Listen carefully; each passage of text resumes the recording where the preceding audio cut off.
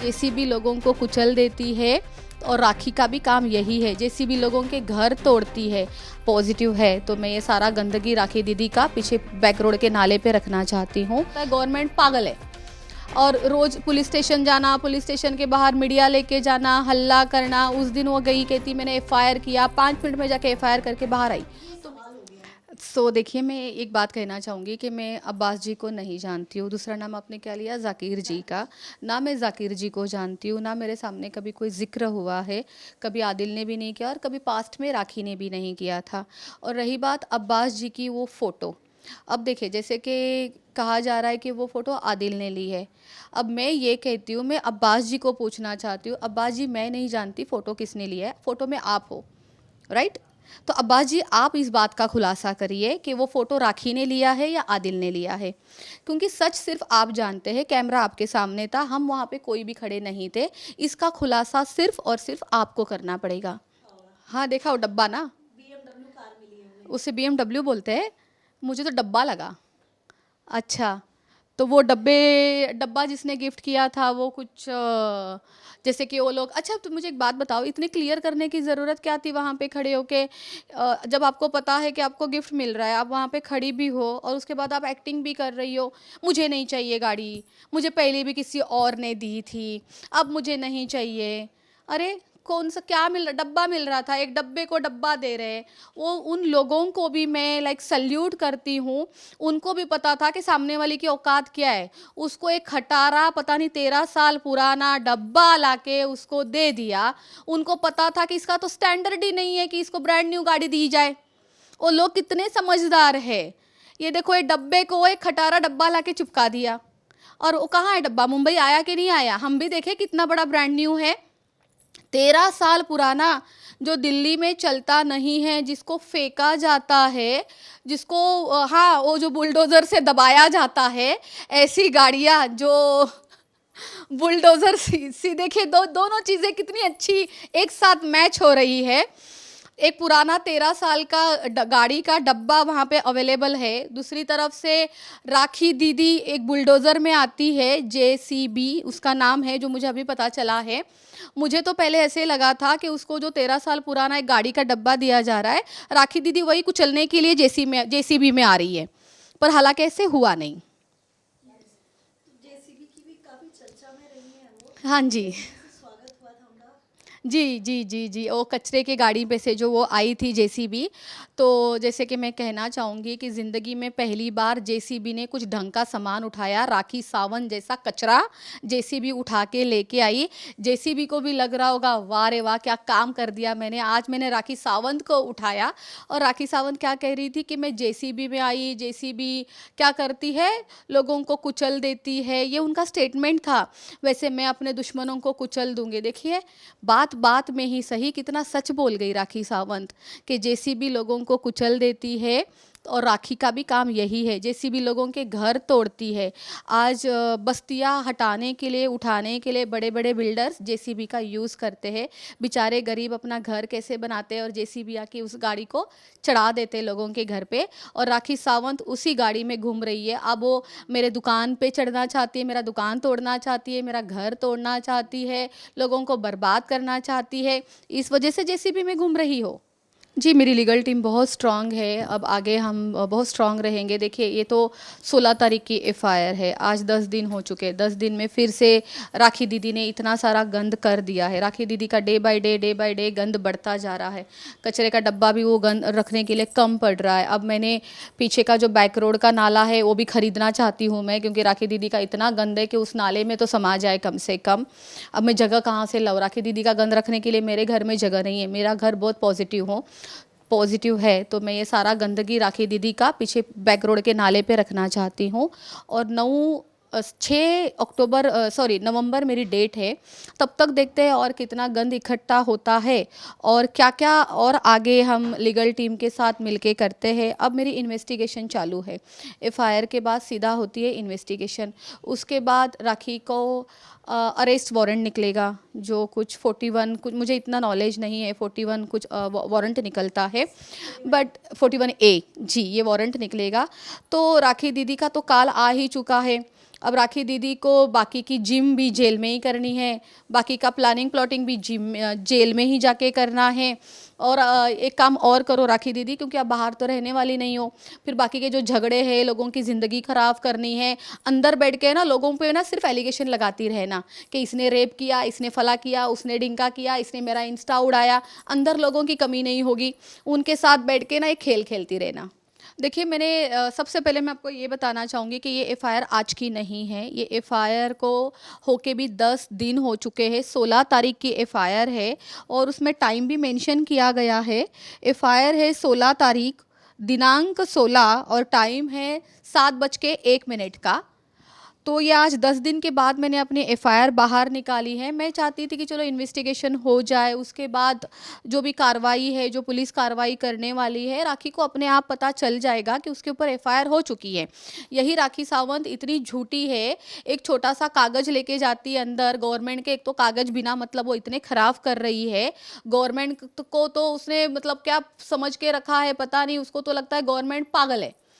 और रोज़ police station जाना, police station के बाहर मीडिया लेके जाना, हल्ला करना। उस दिन वो गई, कहती मैंने एफ़आईआर किया, 5 मिनट में जाके एफ़आईआर करके बाहर आई। तो मेरी एफ़आईआर जो है झूठी एफ़आईआर नहीं है, सच्ची एफ़आईआर है। और मैं उसके सेक्शन भी बताना चाहूँगी आपको। सेक्शन लगाए हैं 509, सेक्शन 504, सेक्शन 506 और सेक्शन 500।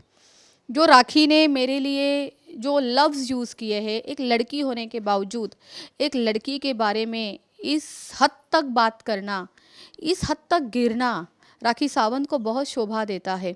और उसी के अगेंस्ट में ये सब कुछ मैंने किया है। जैसे कि राखी सावंत ने बोला था दिन में भैया एंड रात में सैया, ये सारी इतनी गंदी अश्लील बातें जो राखी ने मेरे बारे में की थी कि कोई कौन सा बंगलो लेना, मडालाइन जाना।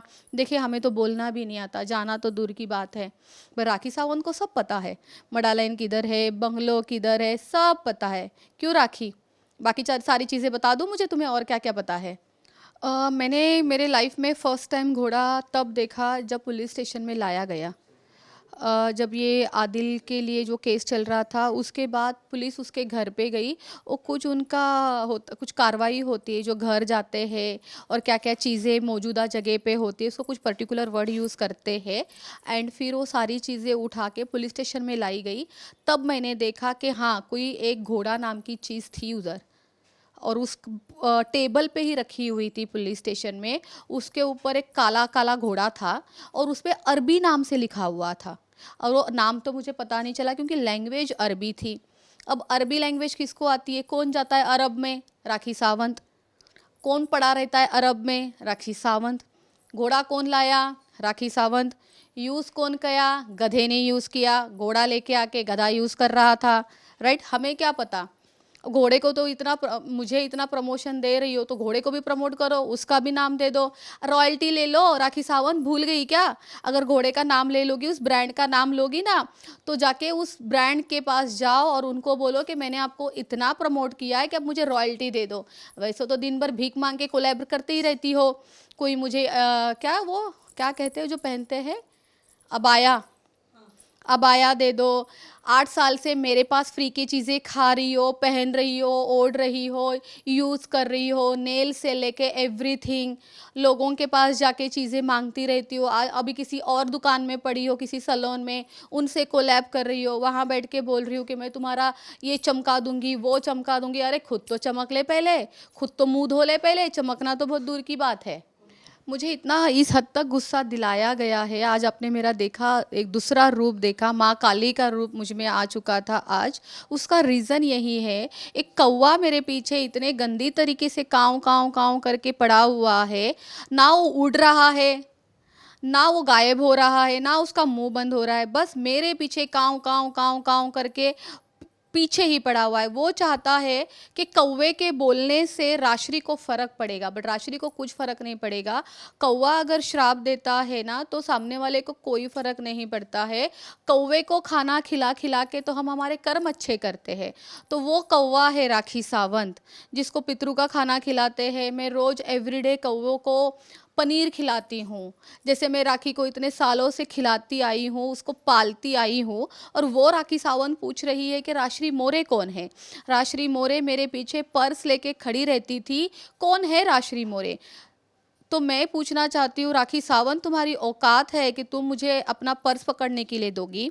मैं दोस्ती में कुछ भी कर सकती हूँ, दोस्ती में मैंने बहुत कुछ किया भी है राखी के लिए, राखी बहुत अच्छे से जानती है।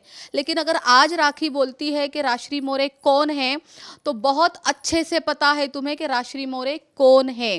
राजश्री मोरे ने तुम्हारे लिए क्या क्या किया है, तुम्हें कितना प्यार दिया, तुम्हें संभाला, तुम्हारे एक गलत वक्त पे, तुम्हारा जो बहुत ही नाजुक वक्त था उस टाइम राजश्री मोरे खड़ी भी रही। और वही राजश्री मोरे आज तुम्हारे खिलाफ एफआईआर करके बैठी है। ये है राजश्री मोरे।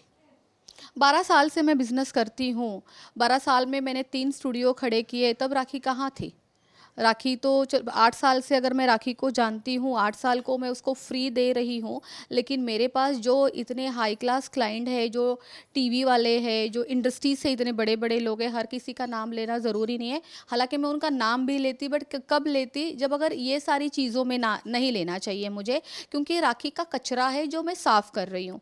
इस सब में मैं इतने अच्छे लोगों का नाम लेना नहीं चाहूँगी। जो इतने बड़े टीवी वाले हैं मेरे पास, जो मेरे क्लाइंट है, जो इंडस्ट्री से है, जो सिंगर है, एंड हाँ, जो मतलब कुल मिला के जो पूरी इंडस्ट्री है, जो एंटरटेनमेंट इंडस्ट्री है, इतने सारे मेरे पास क्लाइंट है। उसके अलावा जो नॉर्मल घर के लोग हैं मेरे पास, नॉर्मल मतलब वो कोई नॉर्मल नहीं है, अच्छे खानदानी घर वाले, खानदानी घर की लड़कियां आती है मेरे पास, ऑफिस वाले आते हैं, कॉर्पोरेट लेवल के लोग आते हैं। तो ये सबको क्या राखी लेके आई है। और चलो मैं राखी को एक चैलेंज करती हूँ, ठीक है। जब राखी अगर बोल ही रही है कि उसके वजह से इतना सब कुछ बढ़ चुका है, तो राखी मैं आपको एक बात बोलती हूँ, अगर आपने कोई एक क्लाइंट भी मेरे लिए लेके आई हो 8 साल में, आपके वजह से मुझे एक भी क्लाइंट मिला होगा, तो आप अपना क्लाइंट वापस घर लेके जाओ, मुझे नहीं चाहिए। अभी के अभी पता चलेगा कि आप कितना लेके जाती हो अपना क्लाइंट, और बकायदा मीडिया के सामने आके उन लोगों को खड़े करके बोल भी देना कि ये मेरे क्लाइंट्स थे और मैं लेके जा रही हूँ। देखिए इतनी ओछी हरकत ना मैंने की है, ना किसी मीडिया वाले ने की है। ये सरासर झूठ है। राखी सावंत फिर से एक कार्ड खेल रही है। राखी सावंत को पता है कि गंदगी कैसे की जाती है। अब वो एक गंद फैला रही है कि मीडिया वाले पैसे लेते हैं। तो मैं राखी सावंत को कहना चाहती हूँ कि आपके पास कुछ तो प्रूफ होगा। वैसे आपके पास किस चीज़ का प्रूफ है? आपके पास कोई प्रूफ नहीं है सिवाय झूठ बोलने का और गंद करने के अलावा। या तो आप रोड पे बैठती हो, या झूठ बोलती हो, गंद करती हो, या तो बैग उठाती हो और भाग जाती हो। इसके अलावा आपको और कुछ नहीं आता है। आप प्रूफ के साथ बाहर आइए। आप इस तरीके से मीडिया का नाम मत खराब करिए। आप खुद ही बोलती हो ना राखी सावंत कि आप मीडिया की बेटी हो, और आज देखो ना आप कितनी, अभी क्या आप कितनी गंद हो राखी सावंत, कितनी गंद हो। आज आप यही बोलती आ रही हो कि मैं मीडिया की बेटी हूँ, मैं मीडिया की बेटी हूँ। कल आप मुझे अपनी माँ बोल रही थी, अपनी माँ की माँ बहन कर दी। आज मीडिया के ऊपर तुम गंदे एलिगेशंस लगा रही हो कि वो पैसे खा रहे हैं। आप क्या क्या करना चाहती हो? इसी मीडिया ने आपको बनाया है राखी सावंत, आप भूल गई क्या? अब इस मीडिया के साथ आप कार्ड खेलोगी इस वजह से, ताकि आपकी सच्चाई बाहर नहीं आए। आप क्या चाहती हो कि मैं मीडिया को बोलूँगी कि तुम लोग पैसे खाते हो, तो वो लोग डर जाएंगे कि हमारा नाम खराब हो रहा है, और लोगों को वो सच्चाई दिखाने से पीछे हट जाएंगे। हालांकि ये लोग सच ना दिखा रहे, ना झूठ दिखा रहे। इनका काम है लोगों तक बात पहुंचाना। क्या सच है क्या झूठ है ये कोर्ट डिसाइड करेगा। तो राखी सावंत, ये गंदगी करना, इस तरीके से कार्ड प्ले करना बंद करो। तुम्हारा खेल खत्म हो चुका है। नाच न जाने आंगन टेढ़ा, आपको कुछ नहीं आता। जेल जाओ एंड चक्की पीसिंग एंड पीसिंग एंड पीसिंग। समझ में आया?